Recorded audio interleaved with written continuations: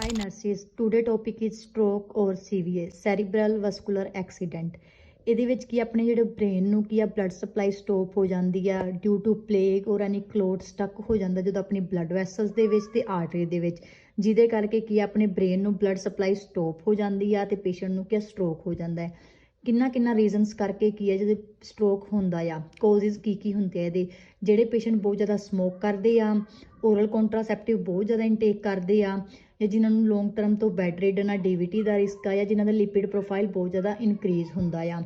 ਜਦੋਂ ਕਲਾਇੰਟ ਨੂੰ ਸਟ੍ਰੋਕ ਹੁੰਦਾ ਆ ਉਹ ਤੋਂ ਆਪਾਂ ਨੂੰ ਕਿਹੜੇ ਸਾਈਨ ਐਂਡ ਸਿੰਪਟਮਸ ਪਤਾ ਹੁੰਦੇ ਆ ਜਿਨ੍ਹਾਂ ਕਰਕੇ ਆਪਾਂ ਨੂੰ ਪਤਾ ਲੱਗਦਾ ਹੈ ਕਿ ਕਲਾਇੰਟ ਨੂੰ ਸਟ੍ਰੋਕ ਹੋ ਰਿਹਾ ਆ। ਸਡਨ ਆਰਮ ਡ੍ਰਿਫਟ, ਜਦੋਂ ਕਿ ਪੇਸ਼ੈਂਟ ਦੀ ਆਰਮ ਇੱਕਦਮ ਨੀਚੇ ਡਿੱਗ ਜਾਂਦੀ ਆ, ਉਹ ਹੋਲਡ ਕਰਨ ਦੇ ਏਬਲ ਨਹੀਂ ਹੁੰਦਾ ਆਪਣੀ ਆਰਮ ਨੂੰ। ਸੈਕਿੰਡ ਹੈ ਕਿ ਫੇਸ਼ੀਅਲ ਡ੍ਰੋਪਿੰਗ, ਇੱਕ ਸਾਈਡ ਤੋਂ ਉਹਦਾ ਫੇਸ ਕੀ ਡ੍ਰੋਪ ਹੋ ਜਾਂਦਾ ਆ ਤੇ ਵਨ ਸਾਈਡਡ ਬੋਡੀ ਦੀ ਕੀ ਵੀਕਨੈਸ ਆ ਜਾਂਦੀ ਆ, ਵਨ ਸਾਈਡਡ ਪੈਰਾਲਾਈਜ਼ਡ ਹੋ ਜਾਂਦਾ ਹੈ ਪੇਸ਼ੈਂਟ। ਤਾਂ ਇਹਨਾਂ ਰੀਜ਼ਨਸ ਕਰਕੇ ਆਪਾਂ ਨੂੰ ਪਤਾ ਲੱਗਦਾ ਹੈ ਕਿ ਪੇਸ਼ੈਂਟ ਨੂੰ ਸਟ੍ਰੋਕ ਦੇ ਸਿੰਪਟਮਸ ਆ ਰਹੇ ਆ। ਜਦੋਂ ਆਪਣੇ ਕੋਲ ਕੋਈ ਕਲਾਇੰਟ ਆਉਂਦਾ ਆ ਤਾਂ ਆਪਾਂ ਉਹਨੂੰ ਕੀ ਆ, ਸਭ ਤੋਂ ਪਹਿਲਾਂ ਕੀ ਇੰਟਰਵੈਂਸ਼ਨ ਦੇਣੀ ਆਪਾਂ ਫਾਈਂਡ ਆਊਟ ਕਰਨਾ ਹੈ ਕਿ ਕਲਾਇੰਟ ਨੂੰ ਸਟ੍ਰੋਕ ਹੈਗਾ ਕਿਹੜੀ ਟਾਈਪ ਦਾ ਹੈ। ਸਟ੍ਰੋਕ 2 ਟਾਈਪ ਦਾ ਹੁੰਦਾ ਆ, ਇਸਚੀਮਿਕ ਸਟ੍ਰੋਕ ਤੇ ਹੈਮੋਰੇਜਿਕ ਸਟ੍ਰੋਕ। ਸੋ ਪਹਿਲਾਂ ਆਪਾਂ ਇੰਟਰਵੈਂਸ਼ਨ ਦੇਣ ਤੋਂ ਆਪਾਂ ਕੀ ਫਾਈਂਡ ਆਊਟ ਕਰਾਂਗੇ ਕਿ ਕਲਾਇੰਟ ਨੂੰ ਕਿਹੜਾ ਸਟ੍ਰੋਕ ਹੈ, ਕਿਉਂਕਿ ਦੋਨਾਂ ਦੀ ਜਿਹੜੀ ਕੀ ਆ ਇੰਟਰਵੈਂਸ਼ਨ ਡਿਫਰੈਂਟ ਹੋਊਗੀ, ਦੋਨਾਂ ਦਾ ਟ੍ਰੀਟਮੈਂਟ ਕੀ ਆ ਡਿਫਰੈਂਟ ਹੋਊਗਾ। ਸੋ ਪਹਿਲਾਂ ਫਾਈਂਡ ਆਊਟ ਕਰਨਾ ਹੈ ਕਿ ਪੇਸ਼ੈਂਟ ਨੂੰ ਸਟ੍ਰੋਕ ਕਿਹੜਾ ਆ। ਅਦਰ ਸਾਈਡ ਕੀ ਹੈ, ਜੇ ਕਲਾਇੰਟ ਨੂੰ ਕੀ ਰਾਈਟ ਸਾਈਡਡ ਬ੍ਰੇਨ ਸਟ੍ਰੋਕ ਹੋਇਆ ਤਾਂ ਹਮੇਸ਼ਾ ਹੀ ਕਲਾਇੰਟ ਦੀ ਜਿਹੜੀ ਲੈਫਟ ਸਾਈਡ ਬੋਡੀ ਪੈਰਾਲਾਈਜ਼ਡ ਹੋਊਗੀ। ਅਗਰ ਲੈਫਟ ਸਾਈਡ ਬ੍ਰੇਨ ਸਟ੍ਰੋਕ ਹੋਇਆ ਤਾਂ ਕਲਾਇੰਟ ਦੀ ਰਾਈਟ ਸਾਈਡ ਬੋਡੀ ਪੈਰਾਲਾਈਜ਼ਡ ਹੋਊਗੀ ਤੇ ਦੋਨਾਂ ਦੇ different sign and symptoms show ਹੋਣਗੇ। ਅਗਰ ਉਹਦੀ ਰਾਈਟ ਸਾਈਡ ਪੈਰਾਲਾਈਜ਼ਡ ਹੋ ਰਹੀ ਆ ਬੋਡੀ ਦੀ ਜਾਂ ਬ੍ਰੇਨ ਦੀ ਲੈਫਟ ਸਾਈਡ ਬ੍ਰੇਨ ਸਟ੍ਰੋਕ ਹੋ ਰਿਹਾ ਤਾਂ ਕੀ ਆ ਉਹਨੂੰ ਕਿ ਲੈਂਗੁਏਜ ਪ੍ਰੋਬਲਮ ਹੋਊਗੀ, ਉਹ ਕੋਈ ਵੀ ਕਿਸੇ ਵੀ ਚੀਜ਼ ਤੇ ਫੋਕਸ ਨਹੀਂ ਕਰ ਪਾਊਗਾ, ਰਿਟਨ ਸਪੀਕਿੰਗ। ਸੈਕਿੰਡ, ਅਗਰ ਪੇਸ਼ੈਂਟ ਦੀ ਰਾਈਟ ਸਾਈਡ ਬ੍ਰੇਨ ਸਟ੍ਰੋਕ ਹੋ ਰਿਹਾ ਤੇ ਲੈਫਟ ਸਾਈਡ ਬੋਡੀ ਪੈਰਾਲਾਈਜ਼ਡ ਹੋ ਰਹੀ ਆ ਤਾਂ ਰਾਈਟ ਸਾਈਡ ਜਦੋਂ ਬ੍ਰੇਨ ਸਟ੍ਰੋਕ ਹੁੰਦਾ ਤਾਂ ਆਪਣਾ ਕਿ ਇੰਪਲਸਿਵ ਬਿਹੇਵੀਅਰ ਹੋ ਜਾਂਦਾ ਹੈ ਕਲਾਇੰਟ ਦਾ। ਕਲਾਇੰਟ ਬਹੁਤ ਜ਼ਿਆਦਾ ਹਾਈਪਰ ਐਕਟੀਵਿਟੀ ਕਰਨ ਲੱਗ ਪੈਂਦਾ, ਅਗਰੈਸਿਵ ਹੋ ਜਾਂਦਾ ਹੈ ਤੇ ਅਬਿਊਜ਼ਿਵ ਲੈਂਗੁਏਜ ਯੂਜ਼ ਕਰਨ ਲੱਗ ਜਾਂਦਾ। ਤਾਂ ਆਪਾਂ ਨੂੰ ਪਤਾ ਲੱਗ ਜਾਂਦਾ ਕਿ ਕਲਾਇੰਟ ਦੇ ਰਾਈਟ ਸਾਈਡ ਬ੍ਰੇਨ 'ਚ ਸਟ੍ਰੋਕ ਹੋ ਰਿਹਾ ਹੈ ਤੇ ਲੈਫਟ ਸਾਈਡ ਬੋਡੀ ਪੈਰਾਲਾਈਜ਼ਡ ਹੋ ਰਹੀ ਹੈ, ਫੇਸ਼ੀਅਲ ਡ੍ਰੋਪ ਹੋ ਜਾਂਦਾ ਹੈ ਇਹਦੇ ਵਿੱਚ। So we discuss about ischemic stroke or hemorrhagic stroke। Ischemic stroke ਦੇ ਵਿੱਚ ਕੀ ਹੁੰਦਾ, ਜਦੋਂ ਕੋਈ ਕਲੋਟ ਜਾਂ ਕੋਈ ਪਲੇਗ ਫਾਰਮੇਸ਼ਨ ਕੀ ਆ ਆਪਣੀ ਬਲੱਡ ਵੈਸਲਸ ਦੇ ਵਿੱਚ ਜਾਂ ਆਰਟਰੀ ਦੇ ਵਿੱਚ ਕਿ ਸਟਕ ਹੋ ਜਾਂਦੀ ਹੈ, ਜਿਹਦੇ ਕਰਕੇ ਕੀ ਆ ਪ੍ਰੋਪਰ ਬਲੱਡ ਸਪਲਾਈ ਨਹੀਂ ਹੁੰਦੀ ਬ੍ਰੇਨ ਨੂੰ, ਜਾਂ ਬ੍ਰੇਨ ਨੂੰ ਆਕਸੀਜਨ ਪ੍ਰੋਪਰ ਨਹੀਂ ਮਿਲਦੀ, ਜਿਹਦੇ ਕਰਕੇ ਕੀ ਆ ਕਲਾਇੰਟ ਨੂੰ ਇਸਚੀਮਿਕ ਸਟ੍ਰੋਕ ਦਾ ਰਿਸਕ ਹੁੰਦਾ ਆ। ਕੋਜ਼ਿਸ ਇਹਦੇ ਸੇਮ ਹੁੰਦੇ ਆ, ਸਮੋਕਿੰਗ, ਓਰਲ ਕੰਟਰਾਸੈਪਟਿਵ ਤੇ ਲੌਂਗ ਟਰਮ ਤੋਂ ਬੈੱਡ ਰਿਡਨ ਜਾਂ DVT ਦਾ ਰਿਸਕ ਹੁੰਦਾ ਆ। ਇਹਨਾਂ ਕਲਾਇੰਟਸ ਵਿੱਚ ਇਸਚੀਮਿਕ ਸਟ੍ਰੋਕ ਦਾ ਜ਼ਿਆਦਾ ਰਿਸਕ ਹੁੰਦਾ ਆ। ਸੋ ਇਸਚੀਮਿਕ ਸਟ੍ਰੋਕ ਹੋਣ ਤੋਂ ਬਾਅਦ ਆਪਾਂ ਕੀ ਇੰਟਰਵੈਂਸ਼ਨ ਲੈਣੀ ਆ। ਸਭ ਤੋਂ ਪਹਿਲਾਂ ਆਪਾਂ ਕਿ 2 ਲਾਰਜ ਕੈਨੂਲਾ ਲਾਵਾਂਗੇ ਆਰਮ ਤੇ ਜਾਂ ਕਿਸੇ ਹੋਰ ਸਾਈਡ ਤੇ।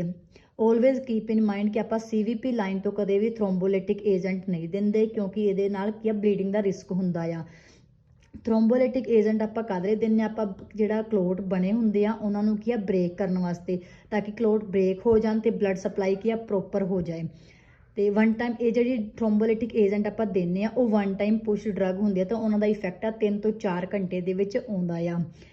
ਥ੍ਰੋਮਬੋਲਿਟਿਕ ਏਜੰਟ ਦੇਣ ਤੋਂ ਬਾਅਦ ਕਦੇ ਵੀ ਆਪਾਂ ABG ਸੈਂਪਲ ਨਹੀਂ ਲੈਣਾ, ਕੋਈ IM ਇੰਜੈਕਸ਼ਨ ਨਹੀਂ ਦੇਣਾ, ਸਬਕੂਟੇਨਸ ਇੰਜੈਕਸ਼ਨ ਨਹੀਂ ਦੇਣਾ, ਬਿਕੋਜ਼ ਆਪਾਂ ਨੂੰ ਇਹਦੇ ਵਿੱਚ ਕੀ ਆ ਜਿਹੜਾ ਆਪਣਾ ਬਲੱਡ ਆ ਉਹ ਕੀ ਥਿਨ ਹੋ ਜਾਂਦਾ ਹੈ ਤੇ ਉਹਦੇ ਨਾਲ ਕੀ ਜਦੋਂ ਰਿਸਕ ਹੁੰਦਾ ਹੈ ਬਲੀਡਿੰਗ ਦਾ ਤਾਂ ਉਹ ਬਲੀਡਿੰਗ ਸਟੋਪ ਨਹੀਂ ਹੁੰਦੀ ਜੀ। ਇਸ ਕਰਕੇ ਆਪਾਂ ਕੋਈ ਵੀ ਸੈਂਪਲ ਨਹੀਂ ਲੈਣਾ, ਕੋਈ ਵੀ ਇੰਜੈਕਟ ਨਹੀਂ ਕਰਨਾ ਡਾਇਰੈਕਟ। ਤੇ ਇਹ ਇੰਜੈਕਸ਼ਨ ਦੇਣ ਤੋਂ ਬਾਅਦ ਕੀ ਆਲਵੇਜ਼ ਆਪਣੇ ਧਿਆਨ ਰੱਖਣਾ ਹੈ ਕਿ ਕਲਾਇੰਟ ਦਾ ICP ਮੇਨਟੇਨ ਹੋਣਾ ਚਾਹੀਦਾ ਆ। ਕੀਪ ਇਨ ਮਾਈਂਡ ਕਿ ਆਪਾਂ ਆਲਵੇਜ਼ ਥ੍ਰੋਮਬੋਲਿਟਿਕ ਏਜੰਟ ਦੇਣ ਤੋਂ ਪਹਿਲਾਂ ਆਪਾਂ ਕੀ ਆ ਉਹਦਾ ICP ਇੱਕ ਆ ਆਲਵੇਜ਼ ਚੈੱਕ ਕਰਕੇ ਰੱਖੀਏ ਡਰੱਗਸ ਦੇਣ ਤੋਂ ਪਹਿਲਾਂ। ਤੇ ਸਟੂਲ ਸੌਫਟਨਰ ਆਲਵੇਜ਼ ਦੇਣੇ ਆ ਪੇਸ਼ੈਂਟ ਨੂੰ ਕੌਨਸਟੀਪੇਸ਼ਨ ਤੋਂ ਪ੍ਰੀਵੈਂਟ ਕਰਨ ਲਈ, ਬਿਕੋਜ਼ ਕਿ ਜਦੋਂ ਕੌਨਸਟੀਪੇਸ਼ਨ ਹੋ ਜਾਂਦੀ ਆ ਉਦੋਂ ਪੇਸ਼ੈਂਟ ਦਾ ਬਹੁਤ ਜ਼ਿਆਦਾ ਕੀ ਆ ਜ਼ੋਰ ਲੱਗਦਾ ਆ ਤਾਂ ਉਹਦੇ ਨਾਲ ਕੀ ਆ ICP ਇਨਕਰੀਜ਼ ਹੋਣ ਦਾ ਰਿਸਕ ਹੁੰਦਾ ਹੈ। ਜਦੋਂ ਪੇਸ਼ੈਂਟ ਦਾ ICP ਇਨਕਰੀਜ਼ ਹੋਊਗਾ ਤਾਂ ਉਹਦੇ ਨਾਲ ਨੋਰਮਲੀ ਆ ਕਿ ਬਲੀਡਿੰਗ ਦਾ ਰਿਸਕ ਹੁੰਦਾ ਆ। ਸੋ ਆਪਾਂ ਆਪਣੇ ਮਾਈਂਡ 'ਚ ਇਹ ਗੱਲਾਂ ਯਾਦ ਰੱਖਣੀਆਂ ਆ ਕਿ ਜਦੋਂ ਵੀ ਕਲਾਇੰਟ ਨੂੰ ਇਸਚੀਮਿਕ ਸਟ੍ਰੋਕ ਹੋਇਆ ਆ ਤਾਂ ਆਪਾਂ ਥ੍ਰੋਮਬੋਲਿਟਿਕ ਏਜੰਟ ਆਪਾਂ ਕਲਾਇੰਟ ਨੂੰ ਦਿੱਤੇ ਹੋਏ ਆ ਤਾਂ ਆਪਾਂ ਉਸ ਟਾਈਮ ਤੇ ਕੀ ਗੱਲਾਂ ਯਾਦ ਰੱਖਣੀਆਂ ਆ। ਡਰੱਗਸ ਦੇਣ ਤੋਂ ਪਹਿਲਾਂ ICP ਚੈੱਕ ਕਰਨਾ ਆ, ਸਟੂਲ ਸੌਫਟਨਰ ਦੇਣਾ ਆ ਉਹਨੂੰ ਤਾਂ ਕਿ ਕੀ ਹੈ ਉਹਦਾ ICP ਇਨਕਰੀਜ਼ ਨਾ ਹੋਵੇ ਤੇ ਫਰਦਰ ਕੋਈ ਵੀ ਬਲੀਡਿੰਗ ਨਾ ਹੋਵੇ। ਤੇ ਇਹਦੇ ਵਿੱਚ ਕੀ ਆ ਕੰਟਰਾ ਇੰਡੀਕੇਸ਼ਨਸ ਕੀ ਹੋਣਗੇ। ਅਗਰ ਕਿਸੇ ਕਲਾਇੰਟ ਦੀ ਕੀ ਆ 3 ਮੰਥ ਬਿਫੋਰ ਕੋਈ ਸਰਜਰੀ ਹੋਈ ਆ ਜਾਂ ਕੋਈ ਉਹਨਾਂ ਨੇ ਡਰੱਗਸ ਵਗੈਰਾ ਲਿੱਤੀਆਂ ਹੋਈਆਂ, ਥਰੋਮਬੋਲਿਟਿਕ ਏਜੰਟ ਉਹਨਾਂ ਦੇ ਚੱਲ ਰਹੇ ਆ, ਤਾਂ ਉਹ ਕੰਟਰਾ ਇੰਡੀਕੇਟ ਹੋਣਗੇ। ਹਿਸਟਰੀ ਆਫ ਵਾਰਫਰਿਨ ਵਗੈਰਾ ਡਰੱਗ ਵਗੈਰਾ ਕੋਈ ਲੈ ਰਹੇ ਆ, ਜਾਂ ਕੋਈ ਉਹਨਾਂ ਨੂੰ ਪੇਸ਼ੈਂਟ ਹਾਈਪਰਟੈਂਸ਼ਨ ਪੇਸ਼ੈਂਟ ਆ, ਹਾਈਪਰਟੈਂਸ਼ਨ ਦੇ ਉਹਨਾਂ ਨੂੰ ਕੋਈ ਡਰੱਗਸ ਚੱਲ ਰਹੀਆਂ, ਤਾਂ ਉਹ ਸਾਰਾ ਕੁਝ ਆਪਾਂ ਦੇਖਣਾ ਆ, ਧਿਆਨ ਰੱਖਣਾ ਹੈ, ਤਾਂ ਕਿ ਫਰਦਰ ਪੇਸ਼ੈਂਟ ਨੂੰ ਕੋਈ ਹੋਰ ਪ੍ਰੋਬਲਮ ਨਾ ਆਏ। Second one is hemorrhagic stroke. ਇਹਦੇ ਵਿੱਚ ਕੀ ਆ, ਹੈਮੋਰੇਜਿਕ ਸਟ੍ਰੋਕ ਕਿਹਦੇ ਨਾਲ ਹੁੰਦਾ ਆ, ਜਦੋਂ ਕੋਈ ਕਲਾਇੰਟ ਨੂੰ ਟਰੋਮਾ ਹੋ ਜੇ, ਬ੍ਰੇਨ ਟਰੋਮਾ ਹੋ ਜੇ, ਐਨੂਰਿਜ਼ਮ ਹੋ ਜੇ, ਜਾਂ ਹਾਈਪਰਟੈਂਸ਼ਨ ਵਾਲੇ ਪੇਸ਼ੈਂਟ ਹੋਵੇ ਜਿਹਦਾ ਕੀ ਆ ਬੀਪੀ ਬਹੁਤ ਜ਼ਿਆਦਾ ਹਾਈ ਹੋ ਜੇ। ਇਹਨਾਂ ਸਾਰੀ ਚੀਜ਼ਾਂ ਦੇ ਵਿੱਚ ਕੀ ਆ ICP ਇਨਕਰੀਜ਼ ਹੋਣ ਦਾ ਰਿਸਕ ਹੁੰਦਾ ਆ। ਸੋ ਆਪਾਂ ਆਲਵੇਜ਼ ਕੀ ਆ ICP ਨੂੰ ਚੈੱਕ ਕਰਕੇ ਰੱਖਣਾ ਆ। ਪੇਸ਼ੈਂਟ ਨੂੰ ਆਲਵੇਜ਼ ਸੈਮੀ ਫਾਵਲਰ ਪੋਜੀਸ਼ਨ ਦੇਣੀ ਆ, ਕਿਉਂਕਿ ਆਲਰੇਡੀ ਕੀ ਆ ਆਪਣੇ ਬ੍ਰੇਨ ਦੇ ਵਿੱਚ ਹੈਮੋਰੇਜ ਹੋ ਗਈ ਆ, ਆਪਣੇ ਬ੍ਰੇਨ ਦੇ ਵਿੱਚ ਕੀ ਆ ਬਲੱਡ ਕਲੋਟ ਹੋ ਗਿਆ ਆ, ਬਲੱਡ ਇੱਕ ਜਗ੍ਹਾ ਤੇ ਸਟਕ ਹੋ ਗਿਆ, ਤਾਂ ਆਪਾਂ ਉਹਨੂੰ ਸੈਮੀ ਫਾਵਲਰ ਪੋਜੀਸ਼ਨ ਦੇਵਾਂਗੇ ਤਾਂ ਕਿ ਕੀ ਆ ਫਲੋ ਦੇ ਨਾਲ ਜਿਹੜਾ ਬਲੱਡ ਆ ਉਹ ਨੀਚੇ ਸਾਈਡ ਆ ਜੇ। ਥਿੰਕ ਕਿ ICP ਇਨਕਰੀਜ਼ ਨਾ ਹੋਵੇ ਤਾਂ ਆਪਾਂ ਕੀ ਆ ਕਲਾਇੰਟ ਨੂੰ ਸਟੂਲ ਸੌਫਟਨਰ ਦੇਣੇ ਆ, ਤੇ ਬਲੱਡ ਥਿਨਰ ਉਹਨੂੰ ਨਹੀਂ ਦੇਣਾ, ਕਿਉਂਕਿ ਆਲਰੇਡੀ ਉਹਨੂੰ ਕੀ ਆ ਹੈਮੋਰੇਜ ਹੋ ਰਿਹਾ ਆ ਬ੍ਰੇਨ ਦੇ ਵਿੱਚ। ਤਾਂ ਬਲੱਡ ਥਿਨਰ ਦੇਣ ਨਾਲ ਹੋਰ ਕਿ ਖੂਨ ਬਹੁਤ ਜ਼ਿਆਦਾ ਥਿਨ ਹੋ ਜਾਊਗਾ ਤੇ ਬਲੀਡਿੰਗ ਦਾ ਰਿਸਕ ਵੱਧ ਜਾਊਗਾ। ਸੋ ਆਲਵੇਜ਼ ਕੀਪ ਇਨ ਮਾਈਂਡ ਜਦੋਂ ਇਸਚੈਮਿਕ ਸਟ੍ਰੋਕ ਹੁੰਦਾ ਹੈ ਤਾਂ ਕਲਾਇੰਟ ਨੂੰ ਸਪਾਈਨ ਤੇ ਟ੍ਰੈਂਡਲਬਰਗ ਪੋਜੀਸ਼ਨ ਦੇਣੀ ਆ, ਤਾਂ ਕਿ ਕੀ ਫਲੋ ਦੇ ਨਾਲ ਜਿਹੜਾ ਬਲੱਡ ਆ ਉਹ ਬ੍ਰੇਨ ਨੂੰ ਮਿਲੇ। ਤੇ ਜਦੋਂ ਹੈਮੋਰੇਜਿਕ ਸਟ੍ਰੋਕ ਹੁੰਦਾ ਆ ਉਹਦੇ ਵਿੱਚ ਆਪਾਂ ਆਲਵੇਜ਼ ਕੀ ਸੈਮੀ ਫਾਵਲਰ ਪੋਜੀਸ਼ਨ ਦੇਵਾਂਗੇ, ਤਾਂ ਕਿ ਫਲੋ ਦੇ ਨਾਲ ਜਿਹੜਾ ਬਲੱਡ ਬ੍ਰੇਨ ਦੇ ਵਿੱਚ ਕਲੋਟ ਹੋਇਆ ਆ ਉਹ ਕੀ ਫਲੋ ਦੇ ਨਾਲ ਅਦਰ ਬੋਡੀ ਦੇ ਵਿੱਚ ਆ ਜੇ। ਸੋ ਇਹ ਦੋਨੋਂ ਚੀਜ਼ਾਂ ਆਪਾਂ ਆਪਣੇ ਮਾਈਂਡ 'ਚ ਰੱਖ ਕੇ ਕਲਾਇੰਟ ਨੂੰ, ਸਟ੍ਰੋਕ ਵਾਲੇ ਕਲਾਇੰਟ ਨੂੰ ਕੀ ਇੰਟਰਵੈਂਸ਼ਨਸ ਦੇਣੀਆਂ ਨੇ।